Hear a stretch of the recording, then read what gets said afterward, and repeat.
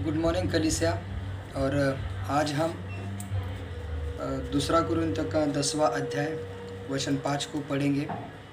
और वचन में इस प्रकार से लिखा है, इसलिए हम कल्पनाओं का और हर एक ऊंची बात का जो मसीह की पहचान के विरोध में उठती है खंडन करते हैं, और हर एक भावना को कैद करके मसीह का आज्ञाकारी बना देते हैं। परमेश्वर पिता की इच्छा है या परमेश्वर पिता चाहते हैं कि उस पर विश्वास करने वाला हर एक व्यक्ति उसके वचनों की सच्चाई को और गहराई को अच्छी तरह से समझे, ताकि वह अपने जीवन में सच और गलत नहीं बल्कि सच और सच दिखने वाली झूठी बातों को पकड़ सके। इस वचन को जब हम पढ़ते हैं, इस वचन में लिखा है कि परमेश्वर की पहचान के विरोध में उठती है, उसका खंडन करते हैं।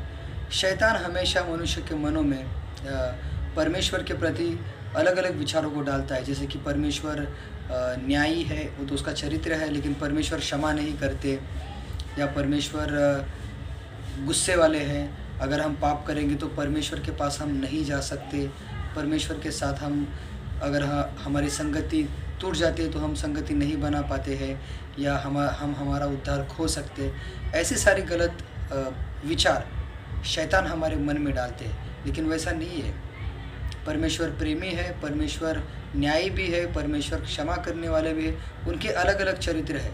तो ये चरित्र हमें कैसे पता चलेंगे, या हम परमेश्वर के बारे में कैसे अधिक गहराई से सीखेंगे? वचनों के द्वारा।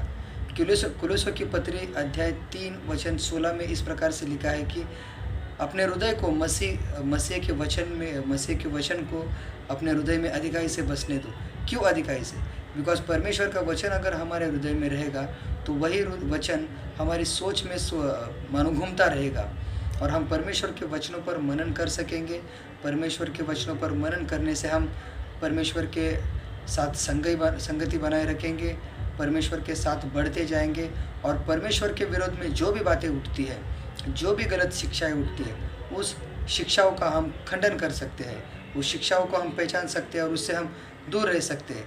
आज हम देखते हैं संसार में बहुत सारे ऐसे कल्ट्स या ऐसे पंथ है जो परमेश्वर के वचनों को मानो तोड़ के मरोड़ के एक अलग तरीके से लोगों के सामने प्रस्तुत करते हैं, ताकि लोग सच्चे परमेश्वर को पहचान न सके, और एक उद्धार का जो कार्य है, मानो जो कार्य यीशु मसीह ने क्रूस पर पूरा किया है, उस कार्य को अपने जीवन में अनुभव ना कर सके।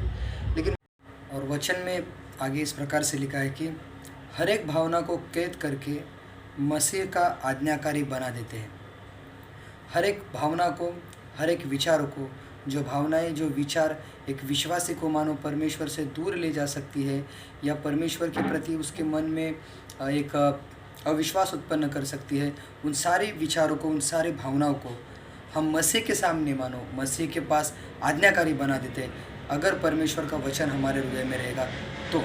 इसके लिए मैं आपको प्रोत्साहित करना चाहता हूँ कि मंगलवार को जब हमारा बाइबल कॉलेज होता है 6 से लेकर 8 बजे तक, तो आप आ सकते हैं परमेश्वर के वचन को गहराई से, और इससे हम सब लोग परमेश्वर की पहचान में बढ़ते जाए, और परमेश्वर के साथ जो हमारा रिश्ता है, जो हमारी संगति है, उसको हम मजबूत कर सके परमेश्वर के वचनों के द्वारा। आमीन।